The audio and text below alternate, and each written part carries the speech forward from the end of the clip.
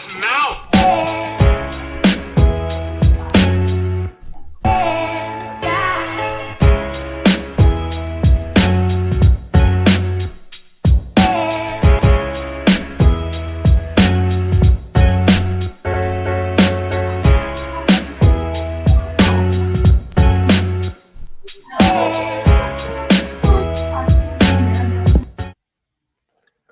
Welcome, everybody, to another episode of the Big Doug and Carmi Show, your one-stop shop for all things Commanders.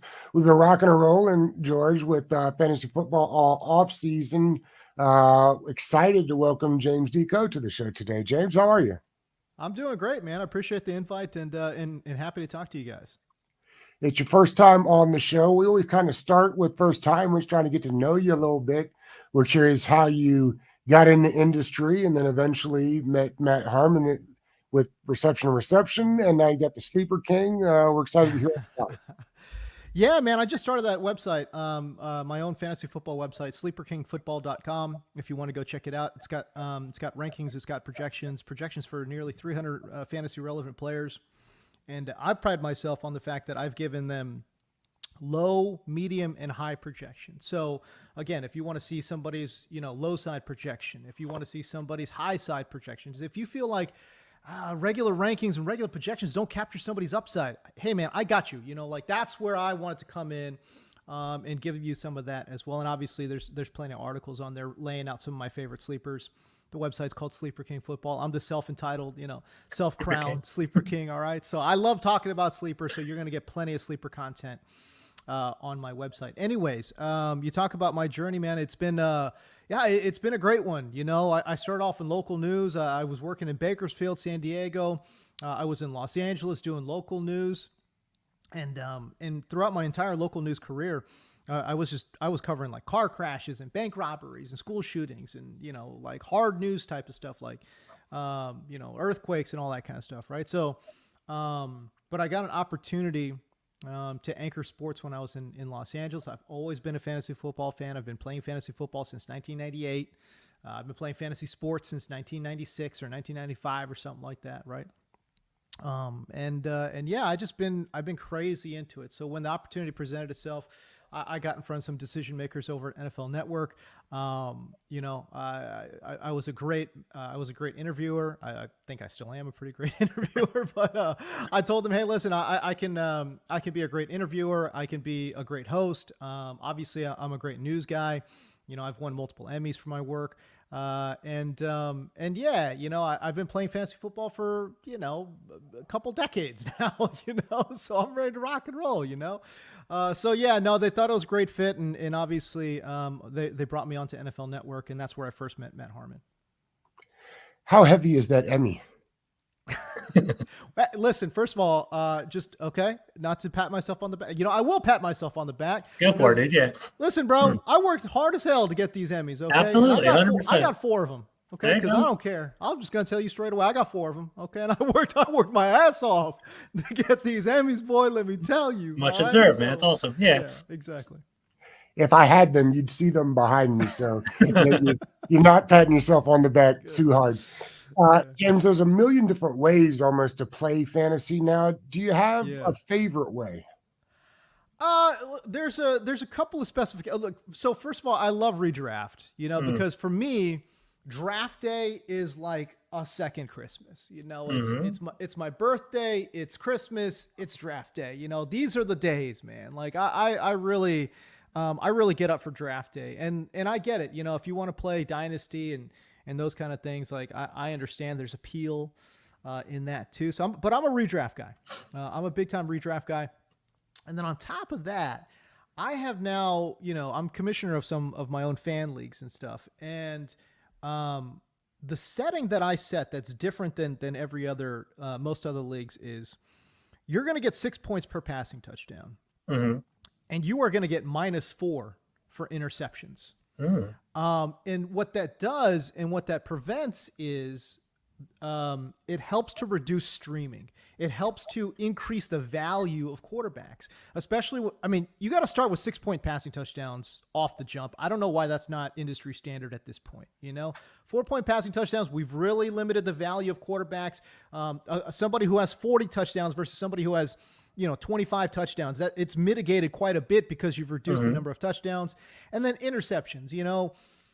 Somebody who throws 10 interceptions versus somebody who throws 30 interceptions. Again, when you go -1 as your default, you are so mitigating those turnovers, right? And those turnovers is truly, I think, what separates a great quarterback in this league from somebody who's just, again, borderline starter, a dime a dozen quarterback that you can find off the street, right? So in the leagues that I manage, that's the setting that I set, right? You're going to get 6-point passing touchdowns. And by the way, I just feel like that should be industry standard, but -4 for an interception really penalizes turnovers quite a bit. So there will be quarterback weeks where you get negative points if you have a trash ass streamer. Interesting. Okay. IDP guy or no?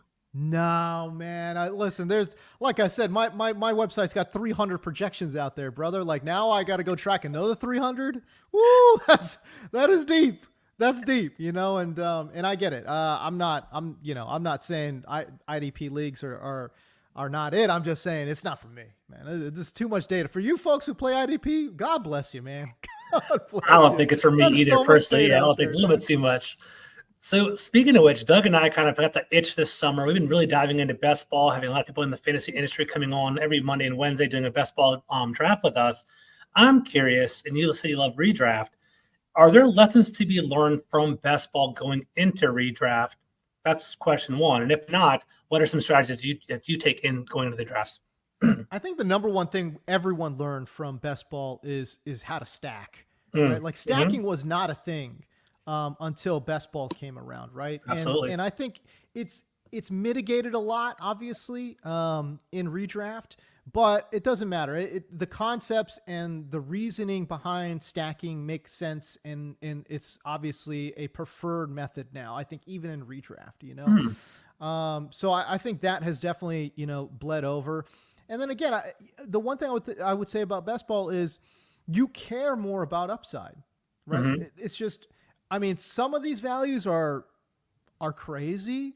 It's like, I understand, like I'm the sleeper guy. Like I love sleepers. So obviously I love upside.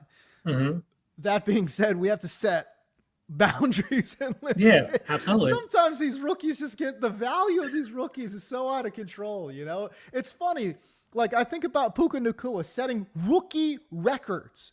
He's got 1,400 yards. Dog, that doesn't register for me. You know what I'm saying? Like if we're looking at the top 10 receivers in the NFL, like where does 1,400 yards rank? And by the way, the guy's got to break freaking records to do it. And yet we're still drafting some of these rookies like they're going to be top 10 receivers. It's like, guys, let's chill on these rookies for a little bit, So I don't know. That's just my take. But so yeah, I think upside is also bled over a lot into redraft, where some of these like crafty veteran type dudes, they get pushed way down the draft boards, which in a typical redraft league, I love that because I think you're going to get extreme value with some of these veterans.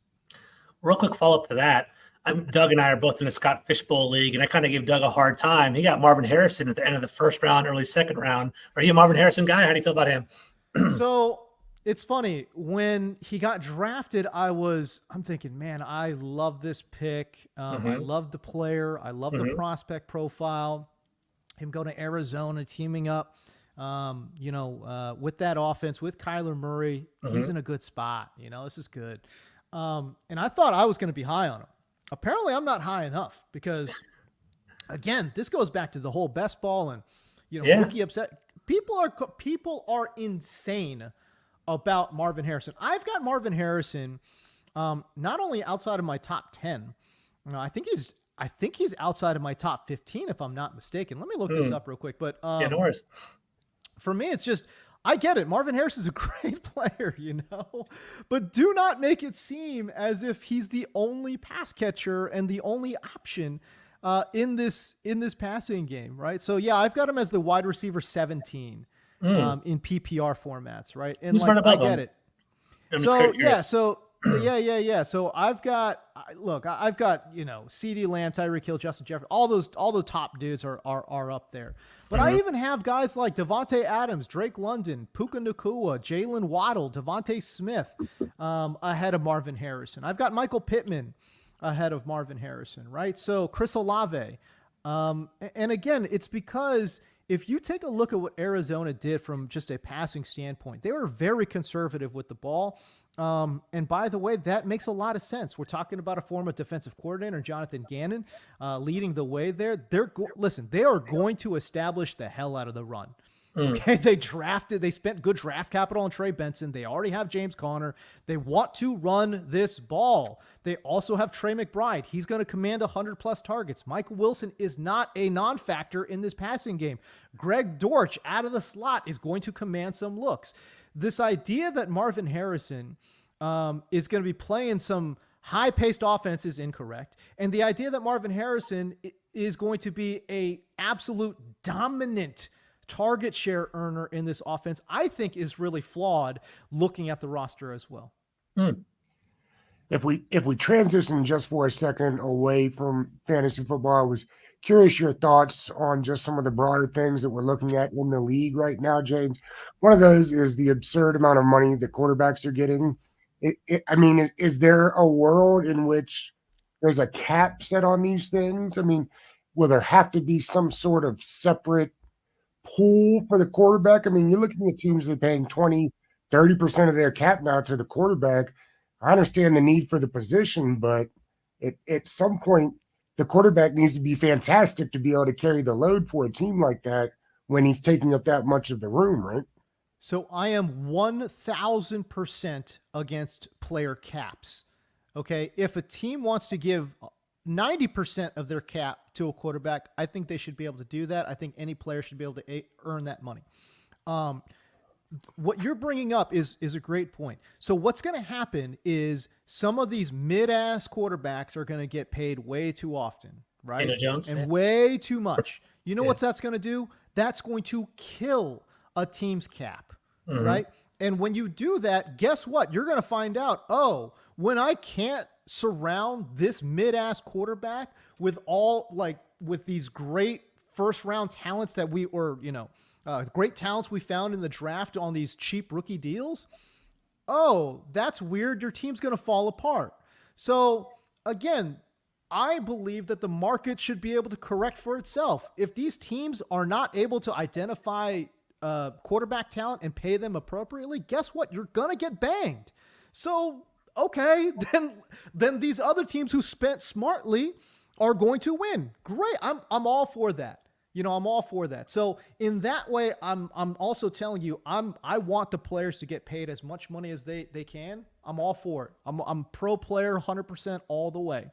But if these teams are not going to be smart enough to identify salary cap percentage to talent, well, that's on the team, man. Like, don't blame the player, blame the GM, blame the president of the team. Like, that you cannot identify salary cap ratios to talent. I mean, that's what it really comes down to. Jordan Love essentially got paid, at least by the public eye, for the last 6 games of last year. If you say that out loud, Packers fans will tell you that they've been looking at him for years and they know what they have. Where are we on production versus payment? I know today's overpay is tomorrow's value, as they say. That's a lot of money for 6 games, James. I think that's a bit of an overstatement too. I do believe that his last 11 games of the season, I thought he played really good football, right? So the last 11 games. But even then, we're not stretching. I mean, the bottom line is the sample size is small, right? And for somebody to be the highest paid at that position, given that sample size, that's pretty rough, And I'll also say this about Jordan Love too. The Green Bay Packers, over the last 11 games of the season, they faced, bottom 12 pass defenses, I believe, in 8 of those 11 games, right? So we are talking about terrific matchups where he's exploiting that, right? And fair to him. I mean, it's great. I think he put up great numbers, and and listen, I'm not a Jordan Love hater. As a matter of fact, I'm not a LaFleur guy. I think LaFleur's scheme is dated and old, and his mentality towards offense is not right. You know, they want to establish the run, and not only establish the run, they want to establish a run with like 2 or 3 running backs. Stupid. I hate that. Okay. Now that being said, I think that Jordan Love has some tools and some traits that I'm like, yeah, this guy can play. Now, can he play at a level where you're saying Jordan Love is locked and loaded as a top 5 or 6 quarterback in this league? I think the jury's still out on that, and I think Green Bay absolutely paid premium dollar to secure that what if. And so I've been advocating too. Listen, like I said, I like Jordan Love. I love the tools, but I like him a lot more when he's on that rookie deal. You know what I'm saying? Absolutely. So now he comes in with these expectations of, listen, dog, you're getting paid as the top dog in this league. Okay. You need to deliver not top 10 quarterback production. You need to be one of the top 3 or 4 quarterbacks in this league. Can he do it? I'm not sure. So speaking of markets, you kind of already hint at it with the quarterbacks.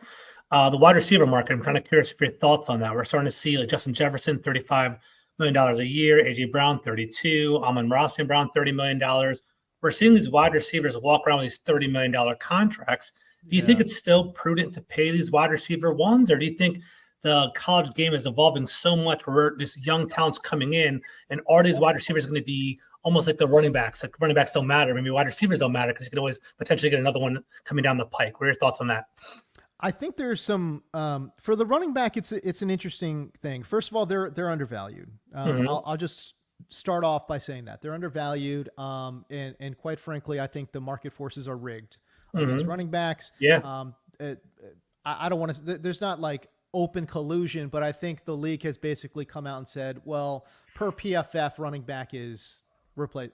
And it's like the stupidest argument in the whole world, because to your point, wide receiver then is also replaceable, because you could take somebody, maybe not one of the 5 best receivers in the league, but like, let's say like, I don't know, like, let's say like Jalen Waddle, great player. He's going to get paid, right? Yeah. But if you take him off the field, you can find somebody to give you 70% production of that, right? That's the standard by which we're saying, oh, you don't want to pay running backs because you can get 70% production from a running back from anybody, right? I just think, to your point, that the depth in this league has gotten pretty significant at that position. That being said, again, I think that running backs are vastly underpaid, and the special running backs need to be paid, and they need to be paid a greater rate. I take that mentality with wide receivers too. CeeDee Lamb, Tyreek Hill, Justin Jefferson, Amon-Ra St. Brown, Jamar Chase. These guys need to be paid like special players, right? But it's the secondary market where we're talking about the Gabe Davises of the world, right? Like we're talking about, we're talking about, guys like, Calvin Ridley, Deontay Johnson, guys that are not of that level. I would be surprised and I would be shocked if those salaries don't come down significantly. I think so too. Yeah. From the top, those guys are still going to get paid because they are just true talent elevators. Justin Jefferson's elevating the talent of your quarterback, period. Right. For example, Gabe Davis, is he elevating the talent of Trevor Lawrence? I don't think so, man. Yeah. So I would be surprised if those salaries don't come down a bit, especially considering how much quarterbacks are starting to get paid. Washington fans have been clamoring for Aiyuk while we're talking about wide receivers. Where does he fit into that conversation?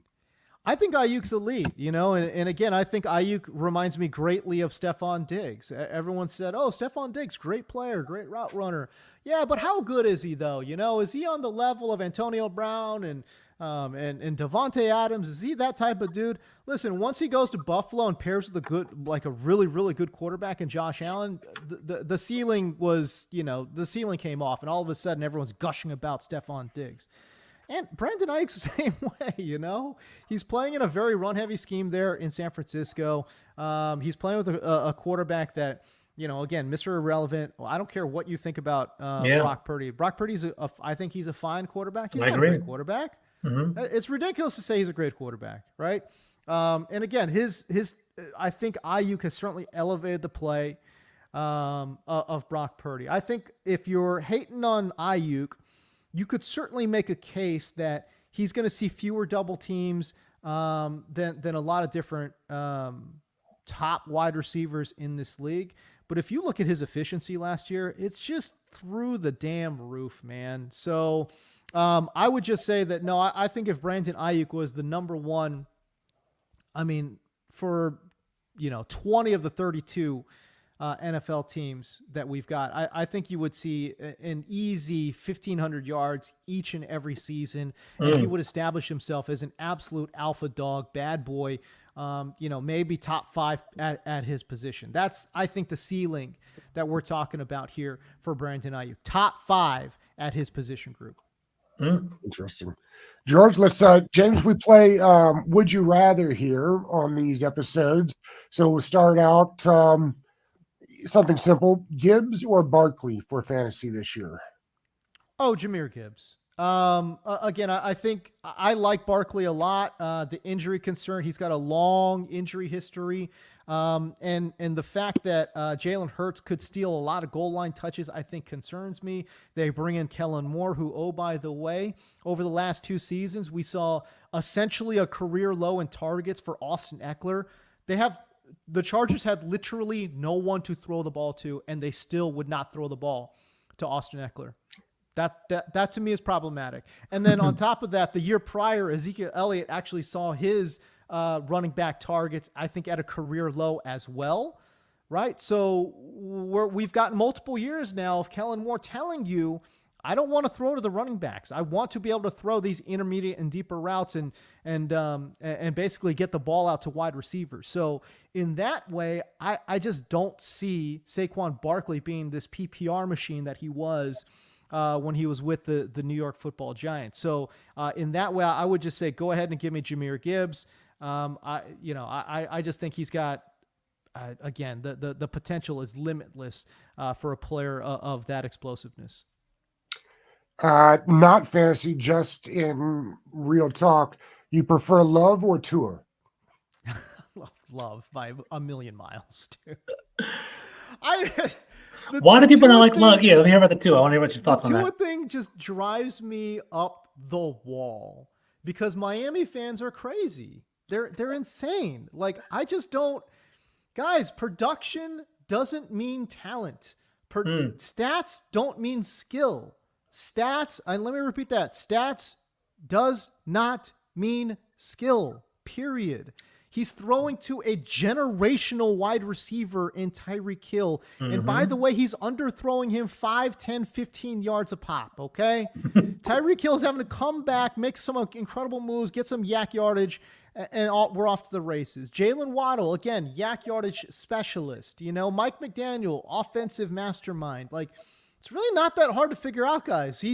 Tua's a good quarterback. I'm not saying he's bad, but to say he's even top 10 in the position is just absurd. Did they need to pay him, or was that for continuity? Oh my God. I just, that you talk about one of the worst overpays. That has to be it.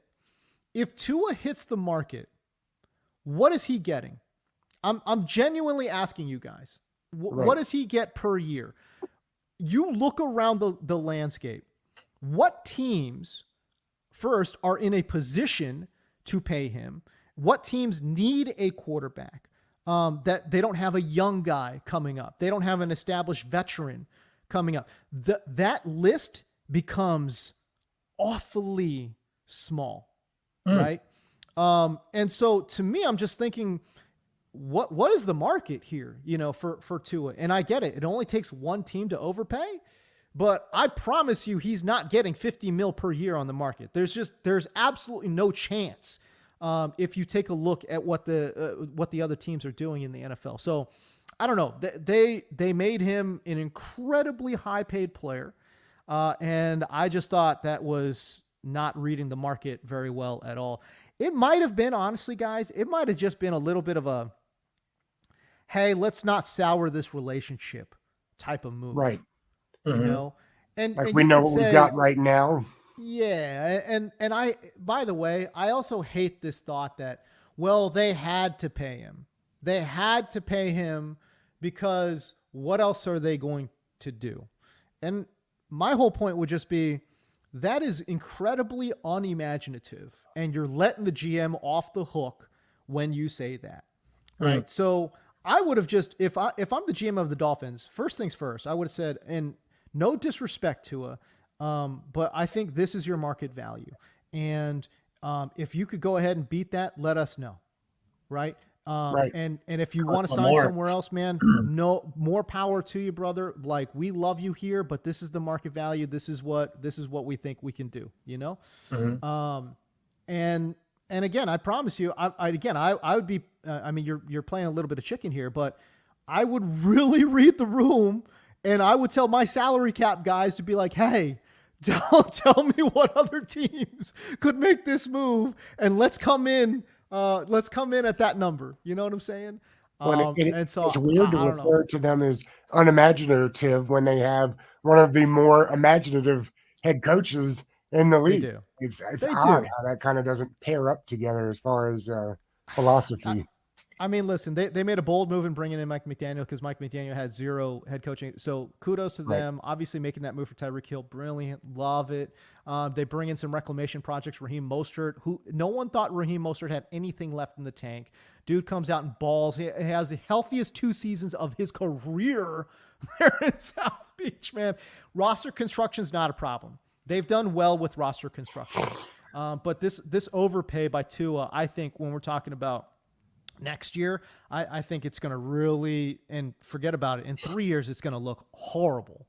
So I really think it's going to really set their franchise back. Not this year or next year, but probably the year after.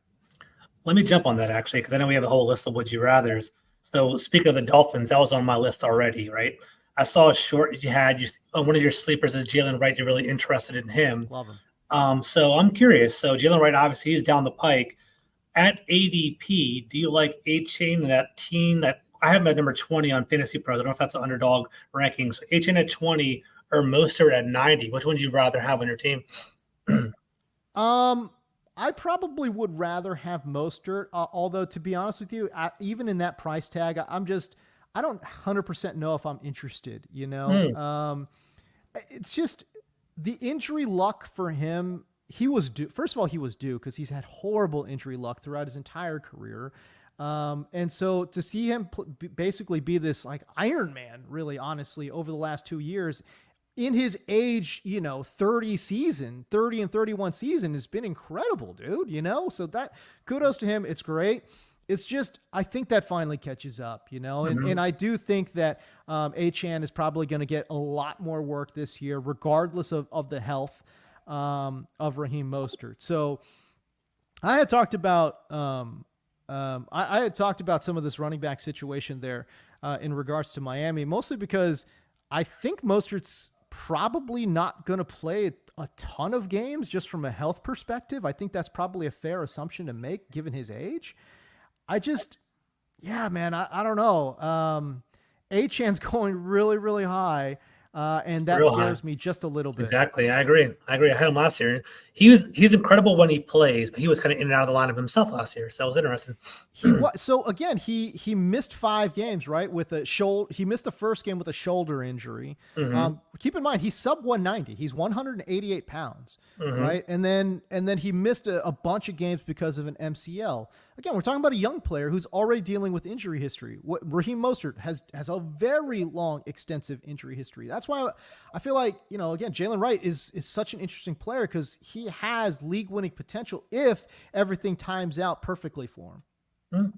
Before we leave the Dolphins, I'm also curious. We're looking at ADP. Tyreek's at 3, Waddle's at like 32. You have a preference there? I'm still taking Tyreek. I don't Yeah. care. Tyreek is still great, and again, he's phenomenal. I think he's the second best wide receiver in the NFL. It's Justin Jefferson and Tyreek Hill for me.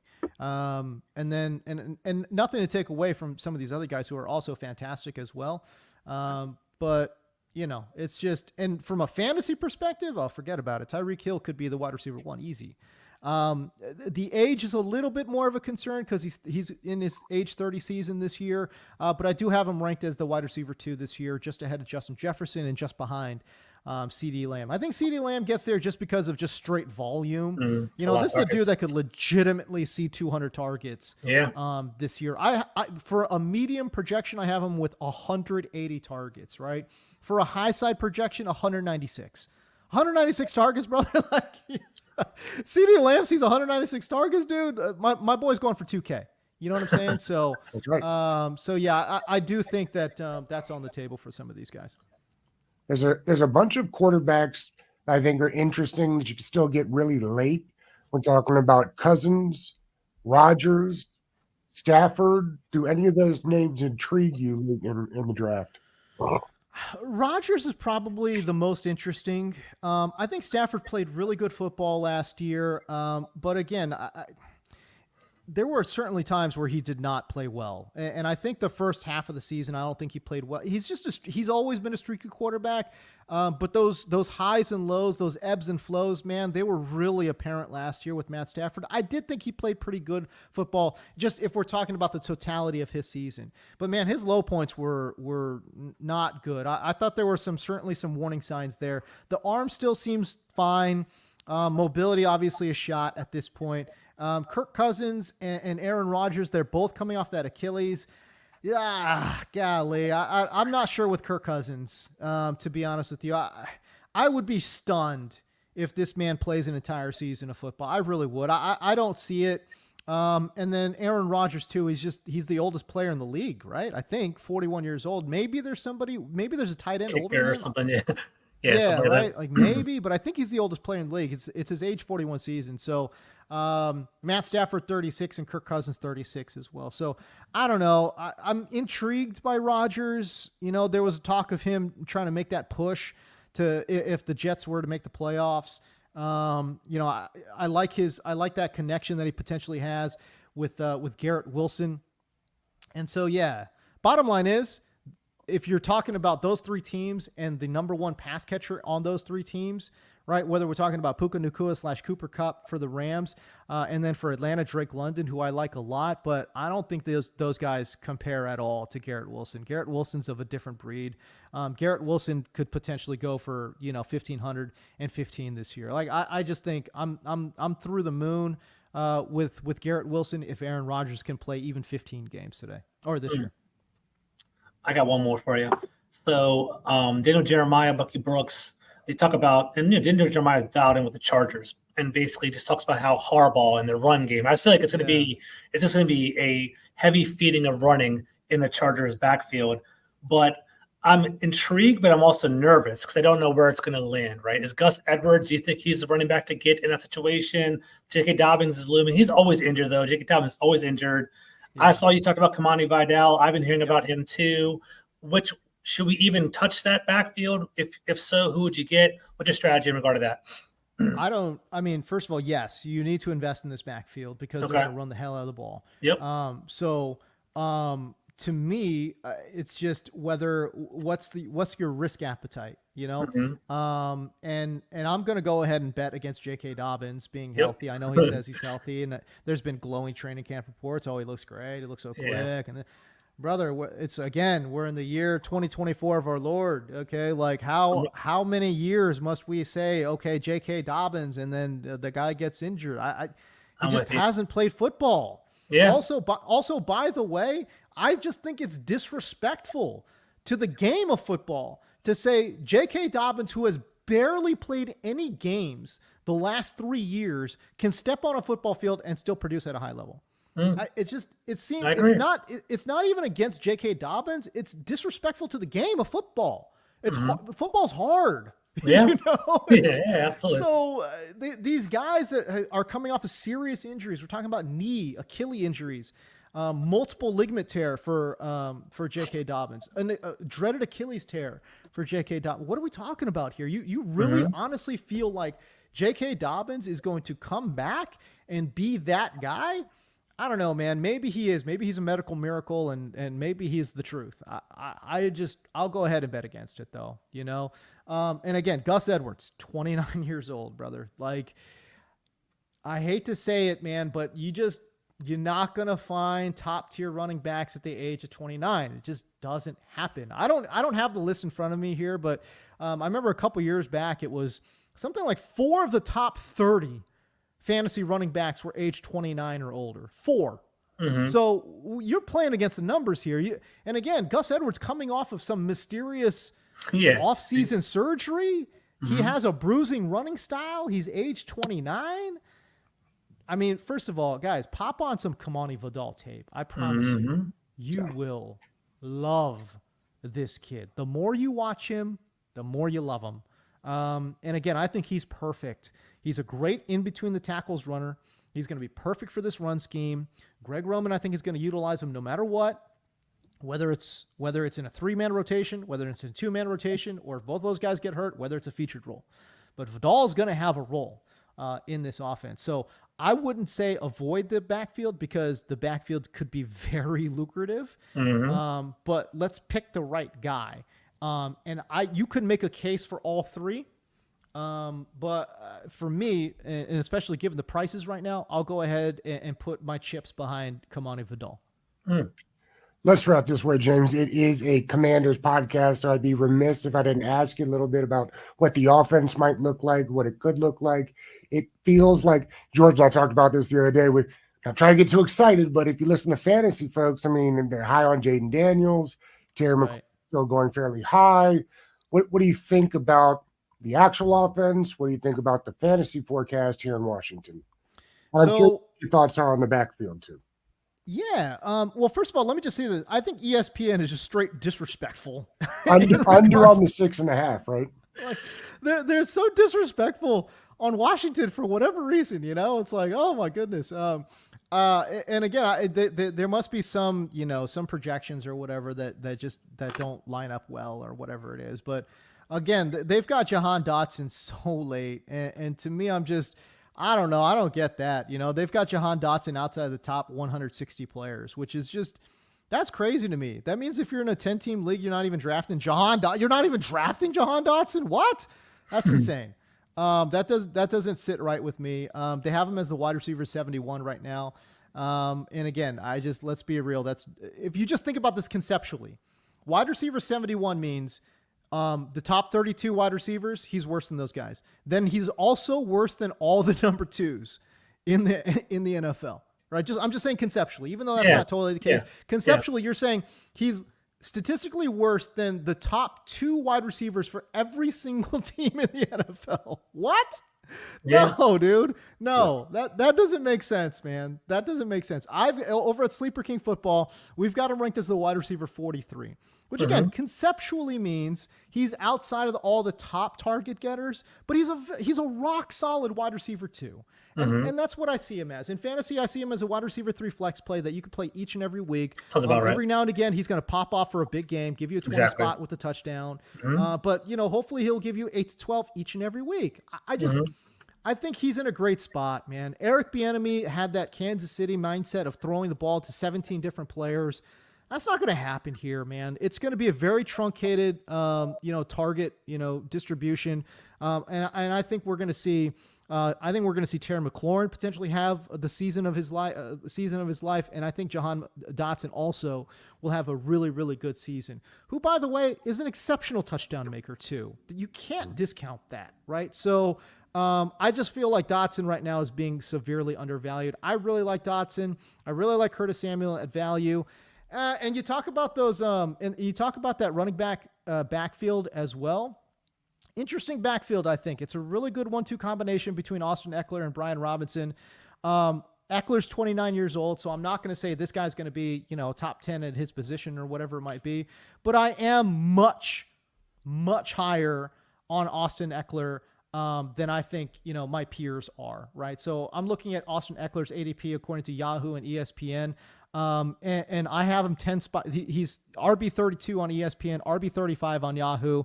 I have him as the RB 22, right? So he's, right there in the mix for your RB2, low end RB2. And I think that's a really fair valuation for Austin Eckler, who I think is going to get a lot more targets I agree. In this offense than he did last year with the Chargers under Kellen Moore. I agree. So then you'll take the over on 6.5 wins. I will take the over on 6.5 wins. Look, the division itself is a little bit murky outside of Philadelphia. I think Philadelphia walks off the bus and they win 10, 11 games, right? They're just too talented offensively to not win double-digit games. And I also like the coordinator moves they made this offseason too. So I think Philadelphia is the leader in the clubhouse. Yeah, what's up with Dallas, man?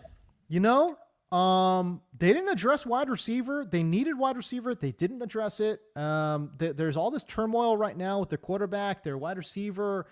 Running back looks, Who is it? You don't like Zeke? At this point, oh God, it's just. Yeah, I know. Right there. Do they have the worst running back room in the NFL? I'd have to think about that, but they're definitely bottom. They're definitely bottom 10.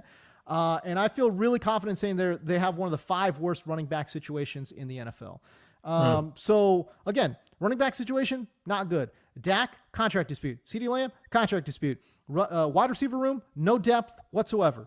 I like Jake Ferguson a lot. So, there's some of that. Offensive line I think is fine, but it's not great. I think it's fine. And defensively, they had some holes last year too. Let's see if they addressed it. I think they did. I think defensively they'll be much better. But they did lose their coordinator to Washington, right? So I wonder if losing Dan Quinn there too makes their defense either hold steady or take a little bit of a step back. So I don't know. I think Dallas is I don't know. It's murky to me. They could be good, but damn, dude, they could be bad too. You know what I mean? James, this was great, man. Happy drafting this year, and hopefully we'll catch up with you again down the road. Absolutely. Anytime you guys need a guest, just let me know. Happy to talk to you guys. Thank you, brother.